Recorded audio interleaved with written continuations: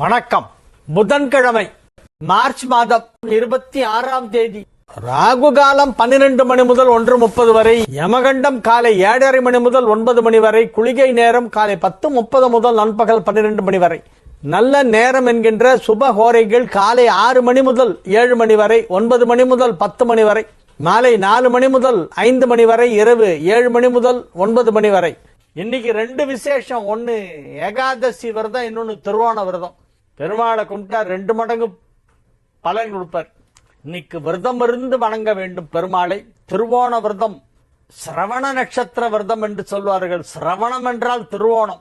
சிரவண நட்சத்திர விரதம், ஏகாதசி திதி விரதம் 2 சேர்ந்து வந்திருக்கு. இன்னைக்கு ஏகாதசி, திருவோணம். பெருமாள் வழிபாடு செய்ய வேண்டும். அந்த நாராயணனுடைய திருவடிகளிலே சரணாகதி பண்ணி வழிபடணும்.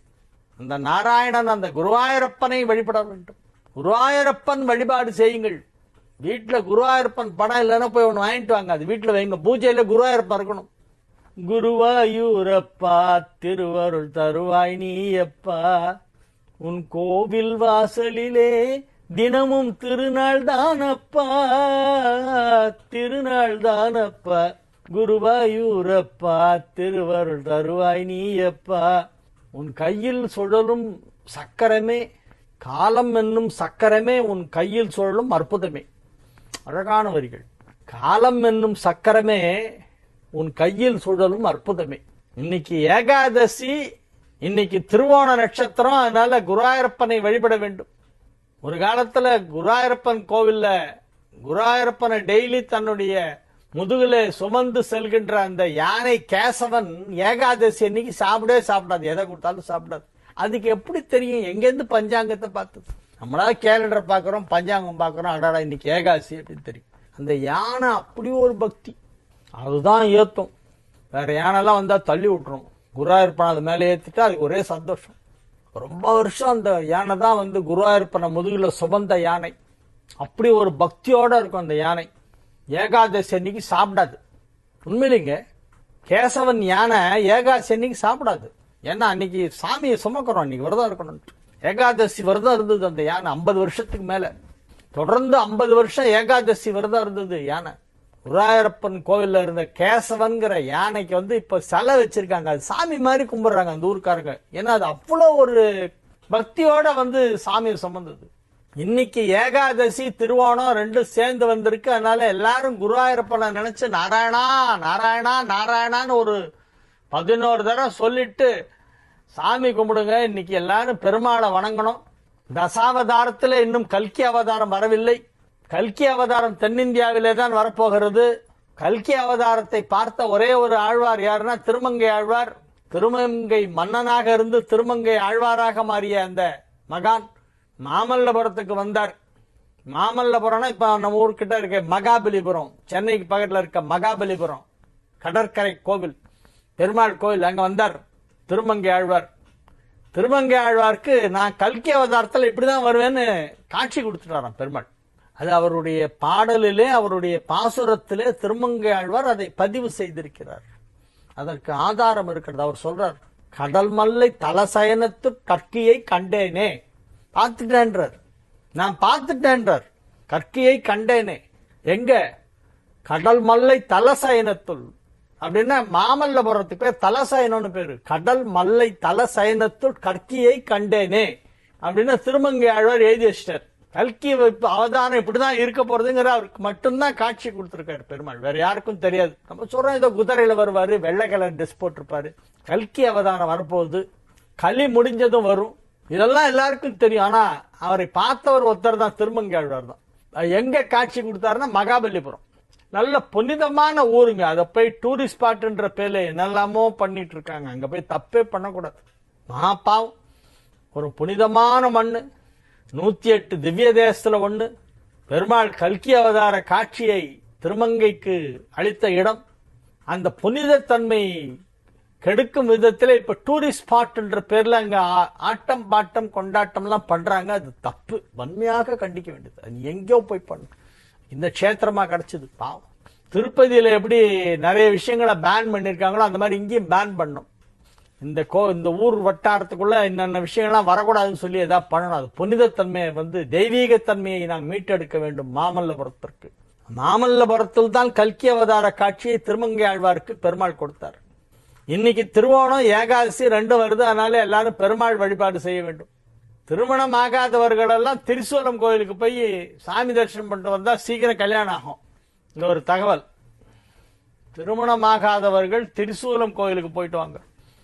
திரிசூலநாதர், திரிபுர சுந்தரி, நாக யஜ்ஞோபவீத கணபதி, யோக தட்சிணாமூர்த்தி, விஷ்ணு துர்க்கை, அந்த திரிசூலநாதர் கோயிலுக்கு நீங்க போயிட்டு வந்தீங்கன்னா சீக்கிரம் கல்யாணம் ஆகும்.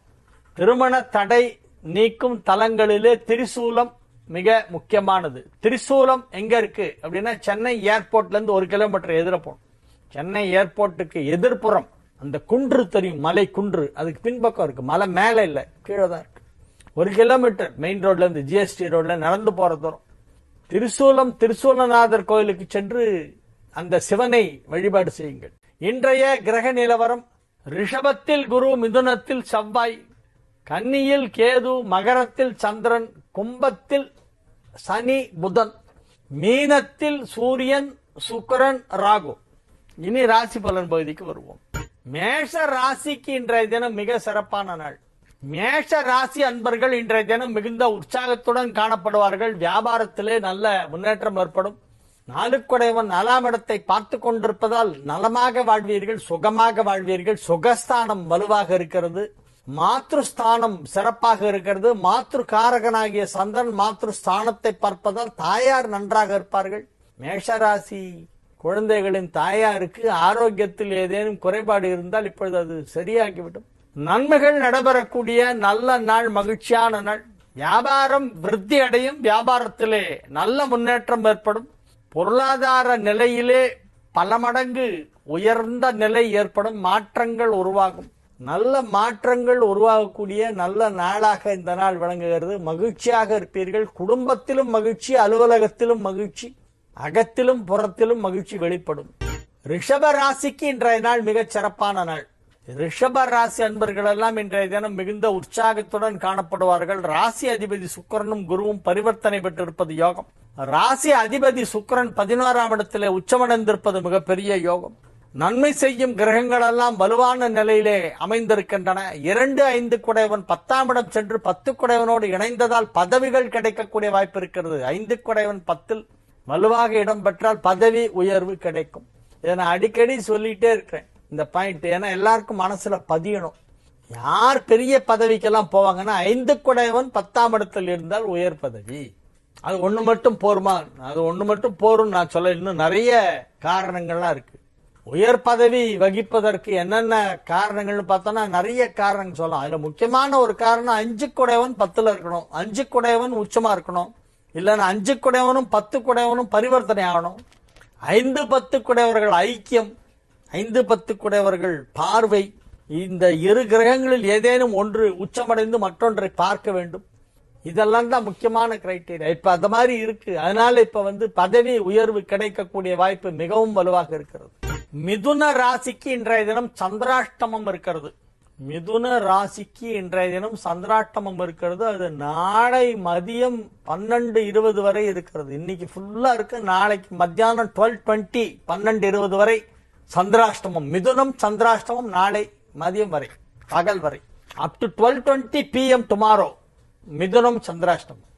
கடக ராசிக்கு இன்றைய நாள் நல்ல நாள். ராசி அதிபதி 7ல் குரு பார்வையில்.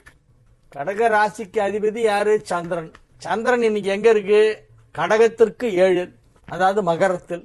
குரு அதை பார்க்கிறது. ராசி அதிபதியை குரு பார்த்து கொண்டிருப்பதால் கடகராசிக்காரர்களுக்கு நல்ல நாள். நன்மைகள் நடைபெறக்கூடிய நல்ல யோகமான நாள்.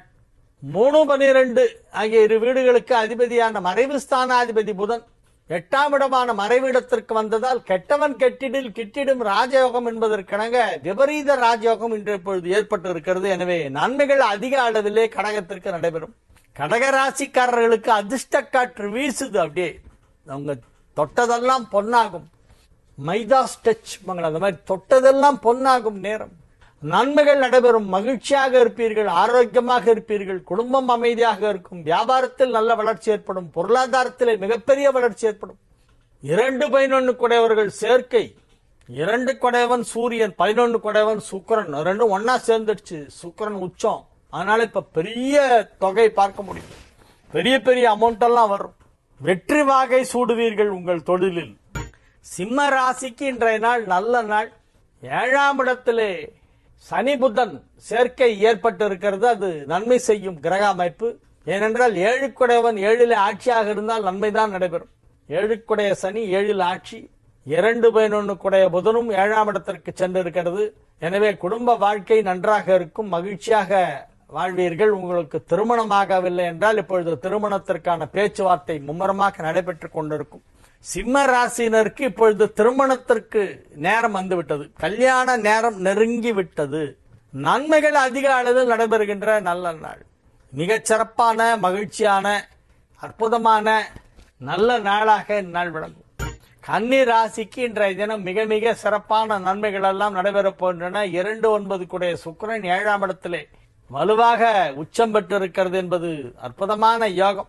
7 குடையவன் 9லும் 9 குடையவன் 7லுமாக இடமாற்றம் பெற்று இவ்விரு கிரகங்களும் சேர்ந்து கன்னிக்கு நன்மை செய்கின்றன. கன்னி ராசிக்கு இப்போ பெரும்பாலான கிரகங்கள் நன்மை செய்து கொண்டிருக்கின்றன. முக்கியமாக ராசி அதிபதி புதன். ராசி அதிபதி புதன் 6ஆம் இடத்திலே சனியோடு இணைந்திருப்பது நன்மை. 7ஆம் இடத்திலே சுக்கிரன் உச்சம், 9ஆம் இடத்திலே குரு. எனவே கன்னி ராசி அன்பர்களுக்கு எல்லா விதமான நன்மைகளும் நடைபெறுகின்ற நல்ல நாள். மாணவியர் தேர்வு எழுதினால் இப்பொழுது எழுதும் தேர்வுகளிலே முதலிடத்தை பிடிக்கலாம். ஃபர்ஸ்ட் மார்க் கிடைக்கும், சென்டம் கிடைக்கும், நல்ல மார்க் கிடைக்கும். இப்போ கல்வி முன்னேற்றம் மிகச் சிறப்பாக இருக்கும் கன்னி ராசி மாணவ மாணவியருக்கு. அதே போல திருமண வயதில் உள்ளவர்களுக்கு திருமணம் இப்ப நிச்சயமாயிடும். களத்திர காரகன் 7ஆம் இடத்திலே உச்சமடைந்து ராகுவோடு இணைந்திருப்பதால் திருமணத்திற்கு தேதி முடிவாகும். திருமண தேதி வேணும்னா என்கிட்ட சொல்லுங்க, கேளுங்க, நான் தரேன். ஆன்லைன்ல அனுப்பி விடுங்க. கல்யாணம் பண்ணி போற பொண்ணு பையன், மணமகள் மணமகன், ப்ரப்போஸ்ட் மணமகள் மணமகன், பிரைடு குரூம் 2 பேருடைய பிறந்த தேதி, நேரம், ஊரு இதை மட்டும் அனுப்பி முகூர்த்த டேட் வேணும். இந்த மாசத்துல பண்ணலான்னு இருக்கும். ஏப்ரல்ல வேணும், மே மாசம் வேணும், ஜூன் மாசம் வேணும். எப்ப பண்றதா இருக்கீங்களோ ரஃபா, ஏன்னா இந்த டைம்ல பண்றதா இருக்கேன், எனக்கு இவங்களுக்கு பொருத்தமான திருமண தேதி முகூர்த்த நாட்களை கொடுங்கள் அப்படின்னு சொல்லி நீங்க ஆன்லைன்ல புக் பண்ணி அனுப்பிச்சீங்கன்னா உங்களுக்கு ரிப்ளை வரும். திருமணத்திற்கு முகூர்த்தம் பிக்ஸ் பண்ணணுமா என்கிட்ட வாங்க, நான் பண்ணித்தரேன். இந்த வருஷம் 33 முகூர்த்தம் தான் மொத்தமே. 45, 50 எல்லாம் வரும். இந்த தடவை கம்மி, 33 முகூர்த்த நாள் தான் இருக்கு. அதனால டக்குன்னு புக் பண்ணி மண்டபத்துக்கு அட்வான்ஸ் கொடுத்துருங்க. மண்டபம் கிடைக்கிறது கஷ்டமா இருக்கு. இப்பொழுது திருமணத்திற்கான நேரம் கன்னிராசிக்கு வந்து விட்டது. துலா ராசிக்கு இன்றைய நாள் நல்ல நாள். ராசி அதிபதி உச்சம் பெற்றதால் நீங்கள் மகிழ்ச்சியாக இருப்பீர்கள். ராசி அதிபதி உச்சம், அது ஒண்ணுதான் இப்ப நல்லா இருக்கு. 6 குடையவன் 8ல், 8 குடையவன் 6ல், 8, 6 குடையவர்கள் பரிவர்த்தனை, அதனால் யோகம். 5, 9 குடையவர்கள் 5ஆம் இடத்தில் இணைந்ததால் பதவிகள் கிடைக்க வாய்ப்பு இருக்கிறது. புதிய பதவிகள், பெரிய பதவிகள் எல்லாம் உங்களை தேடி வரும். நன்மைகள் அதிக அளவிலே நடைபெறுகின்ற நல்ல நாள். வியாபாரத்தில் ஈடுபட்டுள்ள துலா ராசியினருக்கு தங்களுடைய வியாபாரத்தின் மூலமாக பெரிய தொகை கிடைக்க வாய்ப்பு இருக்கிறது. நிறைய பண வரவு ஏற்படும். செல்வ செழிப்பு மிகுதியாகும். பணம் அப்படியே தொட்ட இடத்துல இருந்தெல்லாம் பணம் வரும். நீங்க எது பண்ணாலும் ப்ராஃபிட் தான். இனிமே லாஸே கிடையாது, எல்லாமே ப்ராஃபிட்டாவே போயிட்டு இருக்கும். அப்படி ஒரு நல்ல நேரம் நடைபெற்றுக் கொண்டிருக்கிறது. குடும்பம் அமைதியாக இருக்கும், ஆரோக்கியம் நன்றாக இருக்கும். குடும்பத்தில் சுப நிகழ்ச்சிகள் எல்லாம் நடைபெறுகின்ற நல்ல நேரம். விருச்சிக ராசிக்கு இன்றைய நாள் நன்மைகள் நடைபெறுகின்ற நல்ல நாள். 7ல் குரு, 5ல் சுக்கிரன். 5ல் சுக்கிரன் உச்சம்.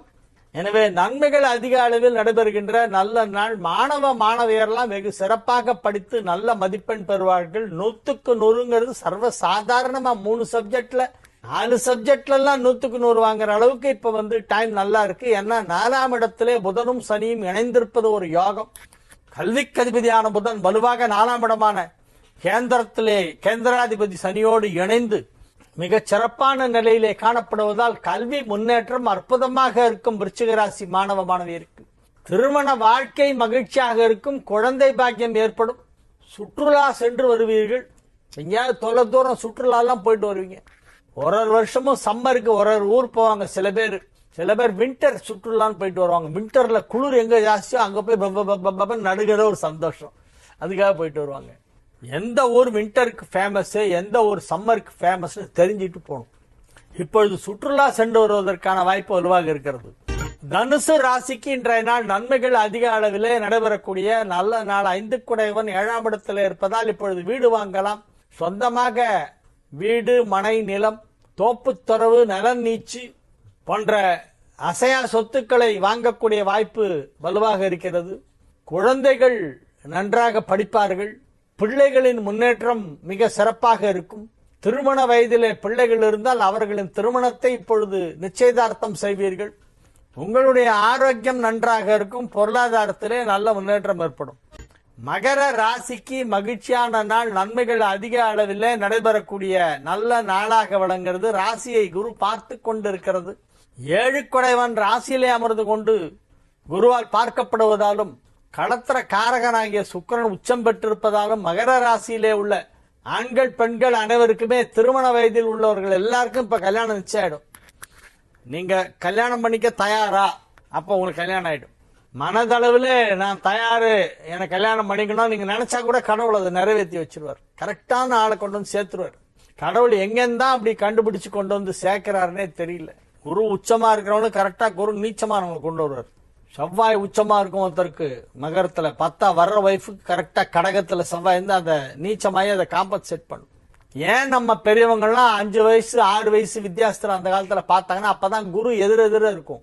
கடகத்துல குரு இருக்கும்போது பிறந்தவங்களுக்கு மகரத்துல குரு இருக்கிறவங்களும் கல்யாணம் பண்ணோம். அப்ப அது ஒரு கட்டம் தாண்டி வர்றதுக்கு 6 வருஷம் ஆகும்ல. 90 91ல கடகத்துல இருக்கும் குரு உச்சம். அவங்களுக்கு வர வைஃப் 97 97 பானா வருவாங்க. ஏன்னா அப்ப குரு நீச்சம். அப்படிதான் கடவுள் சேர்த்து விடுறாரு. இந்த காலத்து பொண்ணுங்கள்லாம் எனக்கு 1 இயர்க்கு மேல டிஃபரன்ஸ் இருக்கக்கூடாது. ஐயோ 1 வருஷத்துக்கு மேல டிஃபரன்ஸ் தான் நான் பண்ணிக்கவே மாட்டேன், கிழவன் ஆயிடுவான். பாவம் அதுங்களுக்கு என்னத்த புரிய வைக்கிறது. அது ஏன் அவ்வளவு வயசு வித்தியாசம் இருக்கணுங்கிறதெல்லாம் பெரியவங்க ஒரு காரணத்துக்காக வச்சிருக்காங்க. உடல் வளர்ச்சியே பாருங்களேன். ஆணுடைய வளர்ச்சி வேற, பெண்ணுடைய வளர்ச்சி வேற. ஒரு பொண்ணு எப்ப எந்த வயசுல அது ஏஜ் அட்டென்ட் பண்ணும், பியூபர்ட்டி எந்த ஏஜ்ல வரும்? 12ல இருந்து 14, 10ல இருந்தே இப்பெல்லாம் ஆயிடுது. 10, 11, 12, 13, 14. ஒரு ஆண் நல்ல ஒரு வெல் குரோன் ஆகணும்னா அவனுக்கு 18ல இருந்து 20 வயசு ஆகணும். 21 வயசு தான் அவனுக்கு நல்ல டைம். அப்ப அந்த கேப் இருந்தா தானே இவங்க 2 பேருக்குள்ள ஒரு கம்பேட்டபிலிட்டி இருக்கும். பிசிக்கல் கம்ஃபர்ட் 2 பேருக்கும் ஒருத்தருக்கு ஒருத்தர் பிசிக்கலா அவங்க கம்ஃபர்டபுளா இருக்கணும்னா மினிமம் 5 இயர்ஸ் கேப் இருக்கணும். அது சயின்டிபிக் ரீசன். அது புரியாம இந்த பொண்ணுங்கன்னா எனக்கு 1 வயசு டிஃபரன்ஸ் இருந்தா போறோம், 5 வயசுல நான் பண்ணிக்க மாட்டேன் அப்படின்னு. இதுக்கு வயசாகும் போது என்ன ஆகும்னா இந்த அம்மா 40 வயசுல ஆயிடுவாங்க. அவர் 30 55 வயசு வரைக்கும் மீசையெல்லாம் முறுக்கிட்டு எப்படி கண்ணாடியில பார்த்து ஷோ பண்ணிட்டு இருப்பார். அப்ப என்ன ஆகும்?